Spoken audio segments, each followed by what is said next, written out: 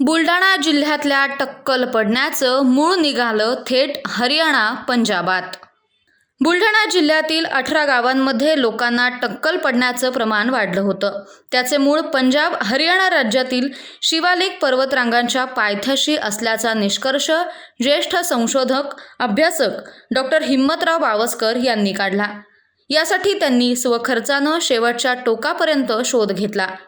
एवढ्यावरच न थांबता त्यासाठीचे उपायही त्यांनी शोधलेत। त्या गावातील सगळे गावकरी रेशनच्या दुकानावर अवलंबून आहेत। रेशनमध्ये मिळणारा गहू त्यांचं या आजाराचं कारण ठरलाय, असं बावस्कर म्हणाले।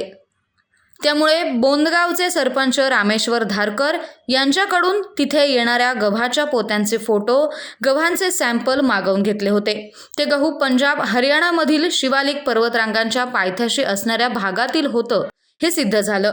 शिवालिक पर्वतरांगांतून पावसाळ्यात मोठे झरे येतात। तिथल्या दगडांमध्ये सेलेनियमचं प्रमाण जास्त आहे। झऱ्यांच्या पाण्यासोबत ते शेतीत पसरतं। त्या भागात तिथल्या शेतकऱ्यांनी तशा जमिनीला कुंपण घातलं आहे। इथे पीक घेऊ नका असंही सांगितलं आहे। गव्हामध्ये सेलेनियम शोषून घेण्याची क्षमता इतर पिकांपेक्षा जास्त असते। त्या भागात पिकलेले गहू रेशन दुकानांच्या माध्यमातून बुलढाणा भागात आले। हे त्या पोत्यांवर छापलेल्या माहितीवरून सिद्ध झाल्याचंही डॉक्टर बावस्कर यांनी सांगितलं।